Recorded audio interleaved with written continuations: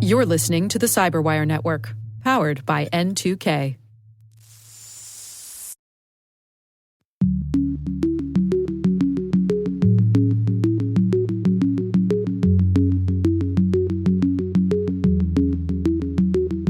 Broadly, some of the accusations against Huawei that they have been engaged in some surveillance and that they may allow the Chinese government to access their technology to enable their intelligence agencies to conduct espionage.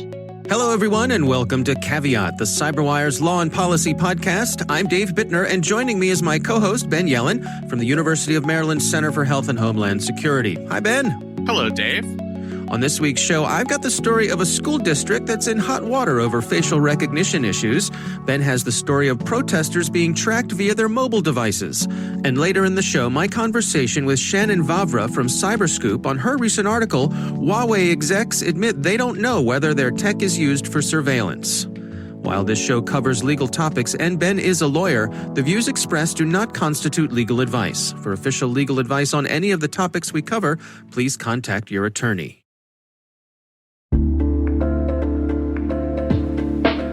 And now, a word from our sponsor, SpyCloud, the cybercrime analytics leader. SpyCloud disrupts cybercrime by telling you what criminals know about your business and your customers, so you can take action to prevent ransomware, session hijacking, account takeover, and online fraud. SpyCloud constantly recaptures and analyzes new data from the criminal underground, including credentials, session cookies, and PII siphoned from malware-infected devices. With knowledge of the specific exposed data criminals have in hand from InfoStealer malware on managed and unmanaged devices, security teams can respond with a more efficient and effective process called post-infection remediation that fits seamlessly into existing incident response frameworks. Get SpyCloud's post-infection remediation guide outlining the 7 steps for preventing a malware infection from becoming a full-blown ransomware incident. Visit spycloud.com/cyberwire. That's spycloud.com/cyberwire. And we thank SpyCloud for sponsoring our show.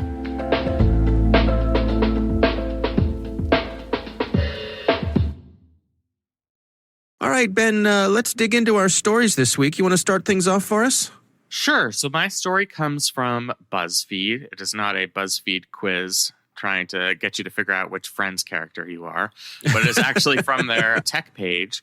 And the headline is almost 17,000 protesters had no idea a tech company was tracing their location. It's by Carolyn Haskins, who's their lead tech reporter.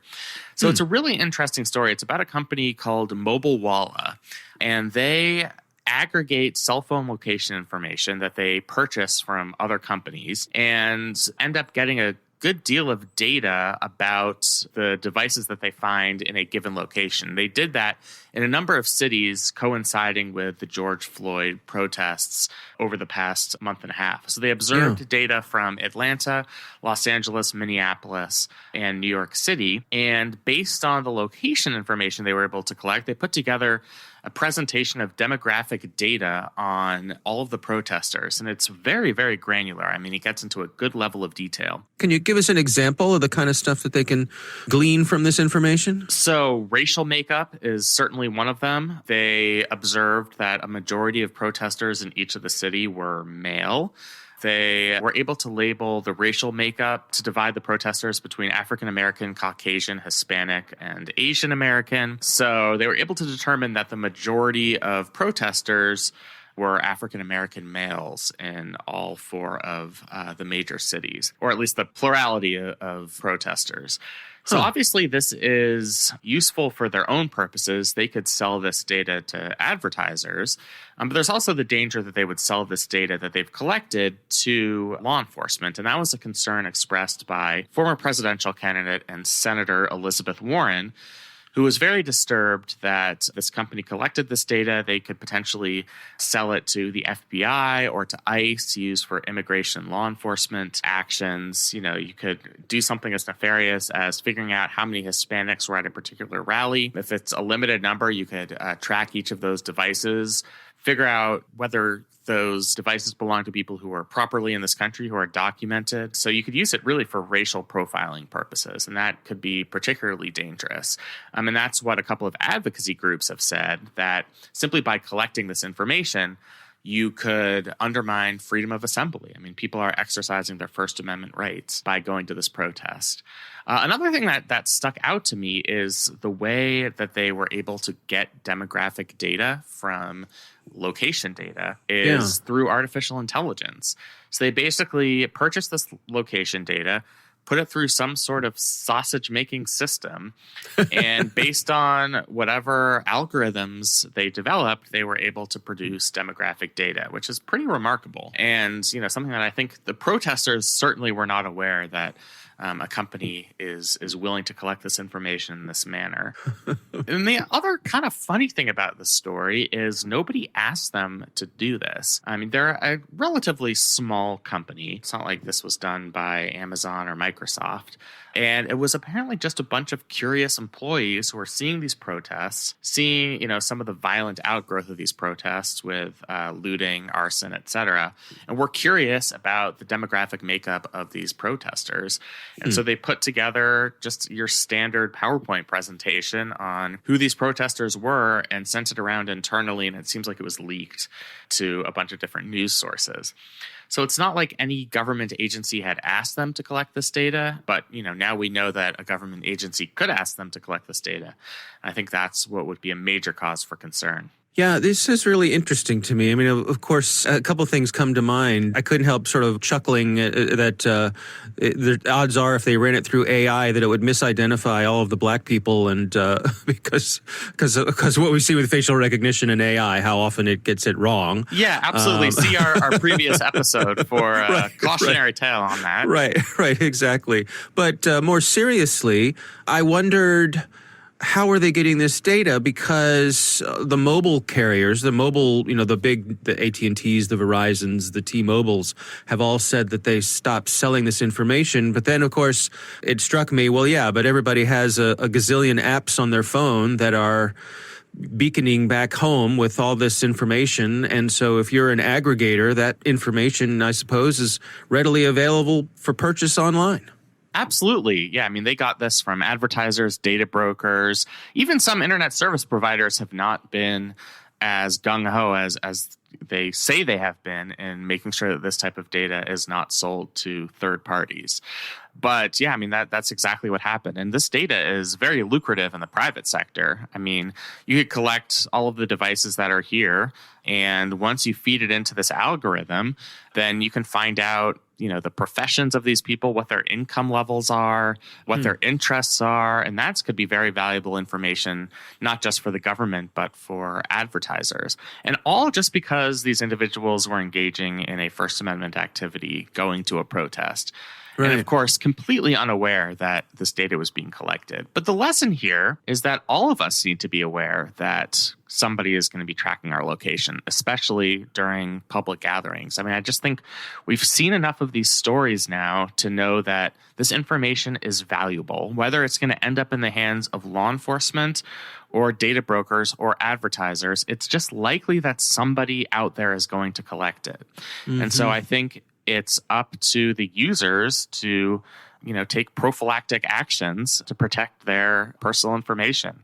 If they don't want their location to be revealed, and they don't want their data analyzed by a third-party group like this. Yeah, and I've seen plenty of discussion online about whether or not you should, for example, use a burner phone when you go to a protest like this. Just not use your main device, use a disposable device to help prevent this. Yeah, I mean, that certainly could be something you could do. Even something like putting it in airplane mode so that your applications are not running in the background, or turning off cellular service if you want your mobile device for other purposes. Those are all measures you can take. But just generally being aware that you don't have an expectation of privacy anymore when you go to these very public events. there's going to be a lot of interest out there into who's attending things like this. We talked about an example a couple of weeks ago about the Rose Bowl, where advertisers took the opportunity to collect data on individuals using facial recognition. Who was going to this fan festival at the Rose Bowl? That's less of a First Amendment activity than what we've seen here. So it kind of presents, it doesn't present the same type of constitutional concerns that this story does, at least for me. Yeah. All right. Interesting stuff for sure. My story this week, this comes from the Lockport Union Sun and Journal out of Lockport, New York. And it's titled, Lockport School District Will Intervene in NYCLU Lawsuit. This is a really interesting story here. So evidently, the Lockport School District has installed, as part of their security system, their security cameras, which I think is a pretty common thing in most schools today. Yes. In fact, I'd say it's ubiquitous. But they have installed a facial recognition software system, an add-on to the system, that allows them to identify people by their faces. And what they've done is they've put in what they call a hot list, and that's people who are not allowed on school grounds. And so presumably what happens is, as people come in and out of the school, if you happen to be on the hot list, you get flagged, and the administration is notified, and they can come get you and escort you off the premises. They are not putting student data into the system. And the reason that they're not putting the student data in the system is that they're not allowed to put student data in the system. And that was part of a lawsuit that went on here. But they're arguing that absence of data in the system is still information. Is that how you read this, Ben? Yeah, the way I read it is that they are necessarily checking every single face that appears on school grounds, and they're keeping those faces in a database for at least a limited period of time. I think it was like a matter of hours or days. So just because these faces aren't necessarily being saved, the fact that they're collected for any period of time makes them vulnerable potentially to hackers. And that's, we're talking about high school students who not only have not done anything wrong, but certainly would not have consented to this type of surveillance. Now, as you said, their images are not being retained. After every face that's scanned on an hourly or daily basis is deleted from the system, the student faces are not being retained. And that's sort of what the New York State Department of Education would say to defend the use of this software. But again, there is some collection going on, because in order to identify somebody on the hot list, you have to scan every single face through one of these cameras, and that's students, teachers, administrators, etc. It's sort of like checking any database, trying to find a hit. You necessarily have to check every single entry on that database. And so I think that's what's going on here. Help me understand the legal issue, or what was going on here with the lawsuit. The American Civil Liberties Union sued the New York State Education Department, and that was the original defendant named in the case. But the Lockport School Board, because they thought that their interests are being represented in this case, they obviously have an interest in keeping their school facilities safe from people who are put on this hot list. They wanted to be the named defendant in this case so that they could hire their own attorneys and argue this case on their own behalf. And that makes sense, because this is about the safety of their community. I mean, it is an issue of local control. And as, Orwellian as this system might be, this facial recognition system is, you can understand why it's necessary. We live in an age where there have been violent incidents at schools across the country. And not only is this hot list identifying suspicious individuals, maybe people who have been, for example, on sex offender registries, but it also can recognize a large variety of weapons, apparently. This is a software, it's an Aegis software suite created by the Canadian-based SN Technologies. So not only can it recognize individuals, it can also recognize weapons.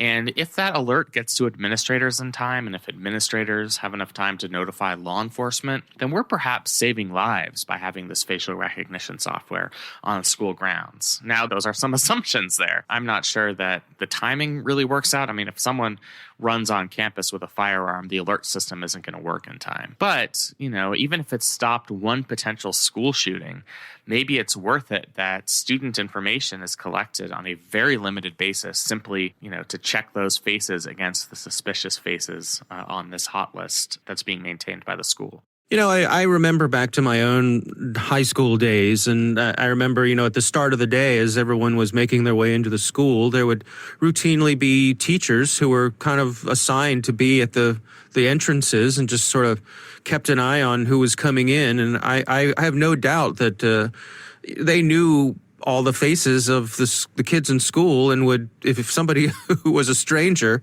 there's a good chance that they would recognize that this wasn't someone who belonged on campus. But I suppose these days it's a little more complicated.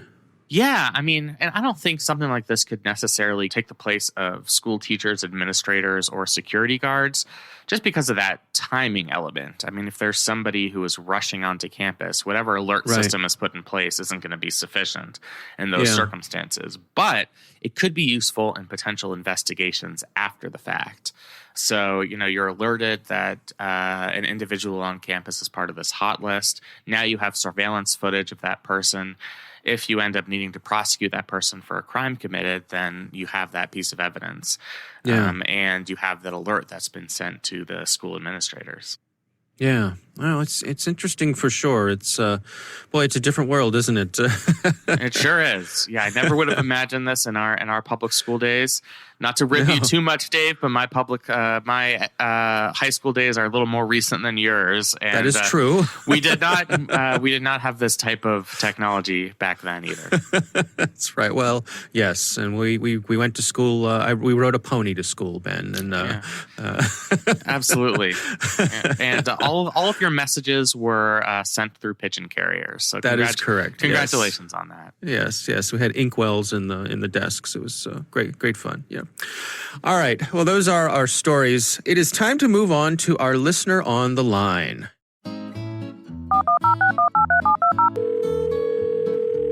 Our listener on the line comes from Buffalo, New York. His name is Tony, and he's got a good question for us. Let's have a listen.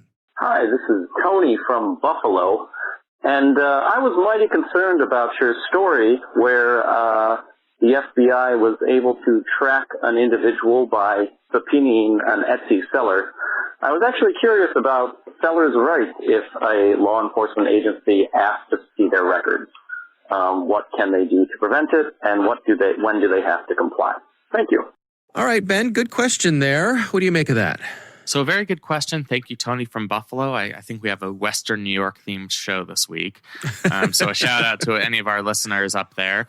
It's a great question. Generally, any third party is required to abide by the terms of a subpoena. There are some potential exceptions if what is requested by the subpoena is legally privileged information, like communications with one's attorney. That is protected. You do not have to submit that information. And, if they're requesting something like trade secrets, you can challenge the subpoena. You could seek to quash it, or you could try and enter into some sort of confidentiality agreement with the entity that is requesting the subpoena.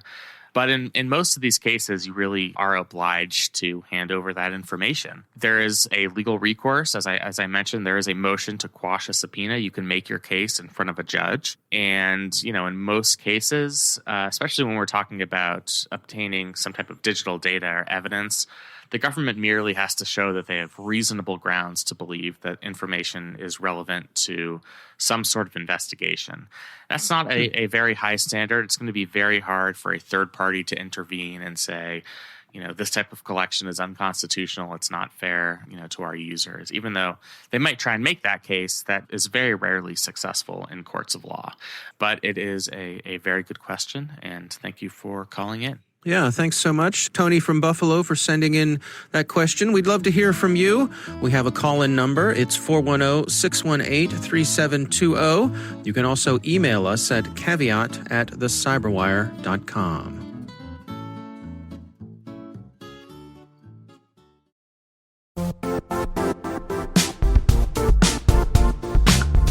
Now, a word from our sponsor, the Johns Hopkins University Information Security Institute, currently seeking qualified applicants for its innovative Master of Science in Security Informatics degree program. Study alongside world-class interdisciplinary experts and gain unparalleled educational, research, and professional experience in information security and assurance.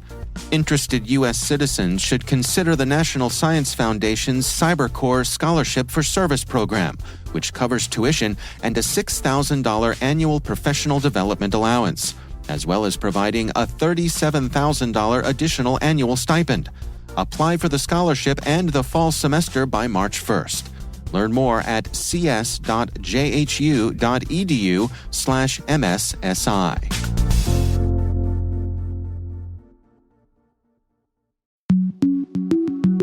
Ben, I recently had the pleasure of speaking with Shannon Vavra from CyberScoop. She has a recent article. It's titled, Huawei Execs Admit They Don't Know Whether Their Tech is Used for Surveillance. Here's my conversation with Shannon Vavra. We sat down for a broad-ranging interview on the sidelines of RSA with Huawei to talk about sort of the UK reporting on their software engineering issues and broadly some of the accusations against Huawei that they have been engaged in some surveillance and that they may allow the Chinese government to access their technology to enable their intelligence agencies to conduct espionage. And Huawei's been facing quite the onslaught in the US recently. The Trump administration has recently accused them of using backdoors to access mobile networks. That's something that Huawei has denied since then. There's also been a superseding indictment that was recently unsealed earlier this year that an alleged Huawei subsidiary has engaged in surveillance in Iran dating back to at least 2009. There's a load of other legal issues that they're ensnarled in right now, one of which is with the FCC, and the list goes on. So the context for the interview was Huawei is in an embattled position in the United States. And so what was their approach to this interview that they had with you? Was this a bit of a charm offensive from Huawei's point of view? How did the interview go? It may have been, and I only say that from the perspective of they had Andy Purdy, who's the chief security officer, on stage just 30 to 45 minutes before our interview. And then I know they also did a load of other interviews with other reporters that day and possibly other days that week in San Francisco. And so it did appear to be a blitz with the press at the time. And the interview went on for quite some time. It was longer than 30 minutes to my recollection. And I had to press them multiple times to get some answers to questions, which they did provide. Now, Andy Purdy has history in the U.S. government in cybersecurity and security in general, yes? Yes, that's true. So Andy Purdy, he's the chief security officer at Huawei. He's a former Department of Homeland Security official. And in some cases, you could consider him sort of an OG cybersecurity U.S. government wonk. I think that's sort of a fascinating angle here is that you have the U.S. government painting Huawei as almost an arm of Beijing, or at least operating at the behest of Chinese government requests on occasion. And then you have Andy Purdy here sitting, from some perspectives, at the helm of it all. And I think that probably grates some people in the Trump administration right now. So take us through what the interview was like. What were some of the areas that you pressed them on, and what sort of answers did they provide? We began the interview by talking about the UK's, they have a Huawei Cyber Security Evaluation Center. We talked about a report that they issued in 2019 about Huawei security. So we talked about software development processes. We talked about whether attackers could gain access to user traffic because of poor coding that's alleged in Huawei's development processes. And Huawei has been alleged to fail to address those concerns on multiple occasions with the UK. And when I pressed them on that, they said, we're having growing pains.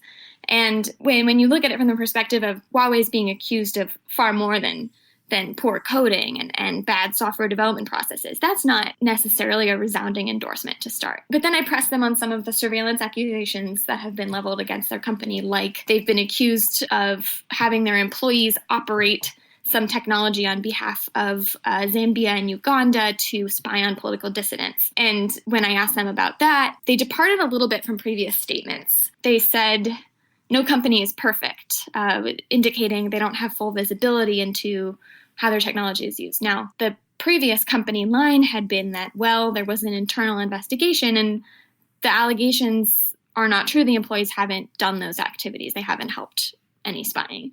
So that was sort of the first moment where I thought maybe this interview was going to be a little more interesting than a PR blitz. How did it continue? What other sorts of lines of questioning did you explore with them? So then we talked a little bit more about the broad accusations that they may be engaging in espionage or allowing espionage for the Chinese government. And they admitted pretty broadly that they did not know whether their technology was used for surveillance. They pointed their fingers at network providers and telecommunications companies, and they said, maybe we should take a look at those companies instead. But we kept coming back to this part where they said they didn't know if they were being used for surveillance. And that is, again, quite the departure from their usual line of saying, we don't comply with intelligence requests from the Chinese government. We won't be doing that. Accusations against our company that we engage in espionage and reconnaissance for a government, that's false. And so that was quite an interesting part of the interview. And the other big takeaway, too, at the time was the interview had taken place a couple of weeks after there was a Washington Post report on a company called Crypto AG. And that reporting showed that the U.S. intelligence community, the CIA and the NSA, jointly worked over decades to undermine encryption in machines from this company, Crypto AG, so that the U.S. intelligence community could spy on adversaries and allies. And Andy Purdy told me, I understand where the U.S. government is coming from being so suspicious of Huawei, especially because of this report. We know Huawei is heavily subsidized by the Chinese government. Crypto AG got a lot of cash injections from the U.S. intelligence community. And the really interesting overlap there for me is many employees for Crypto AG went on the record with the press saying, we don't know about any surveillance, we don't know about any espionage. And it's very possible that if we take the Trump administration's allegations against Huawei to be true and the reporting against Huawei to be true, it's very possible there are employees working for Huawei who aren't aware of any alleged espionage. Where do we stand in terms of actual evidence against Huawei? In other words, versus rhetoric and accusations, have the folks who are accusing Huawei, have they actually released hard evidence that this is what we've seen going on? The smoking gun, it depends on where you sit on the issue. The smoking gun may not necessarily be there quite yet if it is coming. The strongest allegations against it, some may argue, came out earlier this year when the Trump administration revealed that they had shared with the UK some evidence that had previously been more tightly held in the intelligence community in the US, that Huawei had installed some backdoors in mobile networks. Of course, during this interview, we talked about that. And Andy Purdy and Tim Danks, who's a vice president at Huawei, said that's fear-mongering from the U.S., that's scare tactics. That's not necessarily, something you should listen to or give any weight to. And, just going back to the conversation about whether Huawei and whether its employees are aware of any alleged espionage, they continued to say over and over again, we don't know where this is going to be used. They kept saying we can't imagine if we knowingly did any sort of espionage. And that it kept striking this chord. We kept returning to that conversation. Not terribly reassuring, I suppose, or decisive in those answers. No. And what was so striking to me was that it was such a departure from the company line. And when we did talk about some of the engineering issues that Huawei has been accused of having, Andy Purdy and Tim Danks laid out, they have this engineering program where they're working to improve their development processes and their engineering processes, talking about growing pains and comparing themselves to Microsoft like 20, 30 years ago. And, some of those, just to run through them, there were some documentation in the UK's report that there was the possibility that Huawei had some memory safety vulnerabilities in some of their technologies, that even attackers could possibly take down an entire network due to some coding issues and poor coding practices that Huawei employed. And again, Tim Danks and Andy Purdy kept going back to saying, we're working on it. We're working across the board. I asked them for evidence of what that looked like, and they wouldn't provide any. Now, help me understand where Huawei fits into the global market for the devices that they make. I mean, it's my understanding that, for example, for the 5G build-out, there aren't that many companies that provide the hardware necessary for that. Is it right to say that Huawei sort of had its own niche among those providers? Huawei is definitely considered to be dominant in this case from a market perspective across the globe, which is why, in part, the U.S. government effort to convince allies, especially those in Europe, to agree to ban Huawei from federal networks, for example, like the U.S. has done, has been so difficult because it also becomes a marketing question, which is something on stage at RSA that Andy Purdy hit on quite a fair amount. Is he kept saying, we have to separate the national security conversation from the economics questions here. Which is it? Is it an economics issue or is it a national security issue? And that's an argument that keeps coming back up. But at the end of the day, the bigger picture here is that it's not just Huawei. The Trump administration is railing against several Chinese-based and Chinese-backed telecommunications companies right now. So, for instance, a couple of weeks ago, there was an assessment from the Department of Defense, the Department of Justice, the State Department, and they told the FCC, our recommendation is you need to revoke the licenses of this other Chinese telecommunications company. It's called China Telecom. And in response to that, the FCC issued an order to 4 Chinese telecommunications companies saying, we need you to provide us with evidence about why you should be allowed to provide services in the U.S. despite these national security concerns and concerns in our administration about possible espionage. So the issue is not just an economics issue as far as the administration is painting it. And it's not just a Huawei issue. How do you see this playing out in the future? Do you have any speculation as to where we're headed? I think so far we've seen Huawei receive several blows in federal court. They've taken some of these issues to court to try to make their argument that they should be allowed to do business in the United States. But recently a federal judge dismissed a suit they filed against the challenge to using their technology in the U.S. And things are not necessarily looking up for them. As far as how coronavirus is affecting that, I'm not totally sure what that means for the future of Huawei. But the Trump administration does not seem to be letting up some of the pressure that the Department of Defense and Department of Justice and State have recently put on Chinese telecommunications companies writ large has issued and surfaced in the last couple of weeks during the pandemic. Doesn't seem to be going away. I think the most interesting part of this interview is that from a reporting perspective, Andy Purdy and Tim Danks didn't just say once that they weren't having full visibility into how their technology was used. They said it on multiple occasions in multiple different circumstances, which makes me feel like it wasn't a slip-up. And that's what I kept coming back to, is that this was part of the conversation now, and it was something they were freely ready to admit and say. That is interesting. Did you interpret that as a non-admission admission? It's not an admission. Yeah. It's not an admission, but the defense is just not quite as strong as the company statements that have come out from Huawei before. Not having full visibility into how technology is different than saying this is not happening. That's all I can say on that right now. All right, interesting stuff, Ben. What do you make of all this?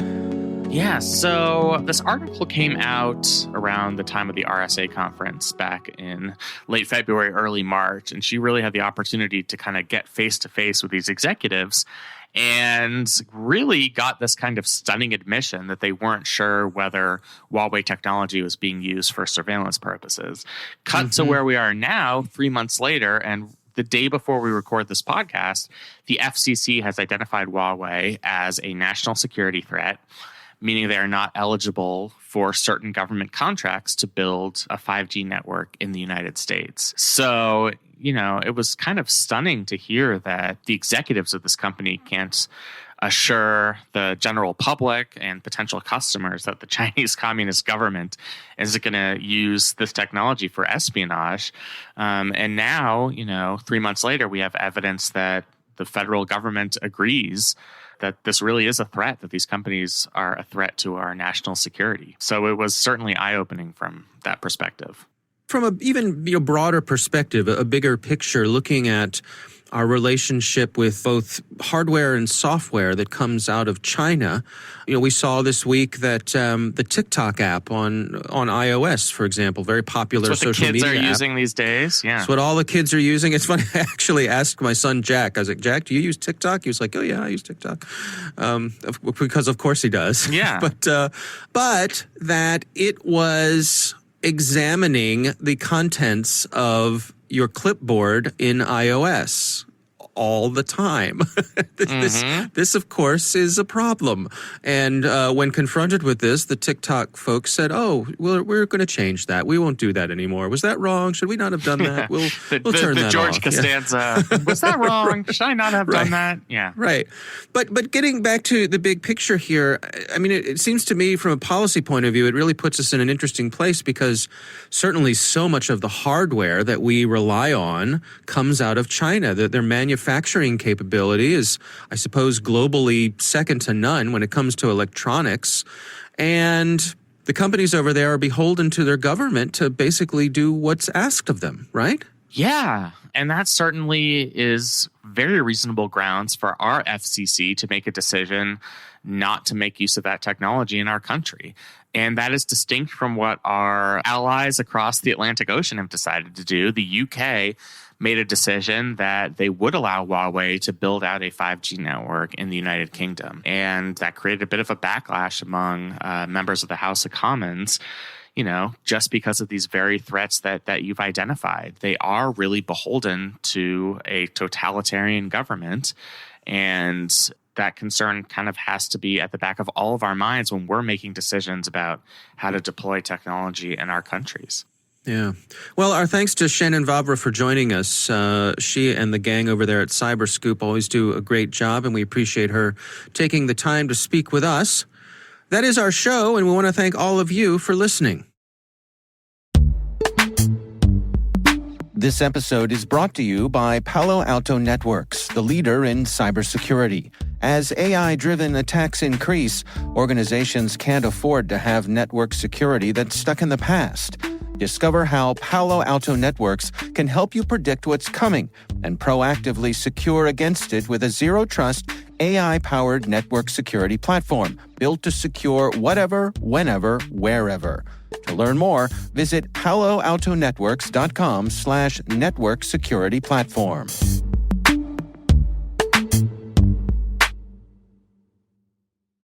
The Caveat podcast is proudly produced in Maryland at the startup studios of Data Tribe, where they're co-building the next generation of cybersecurity teams and technologies.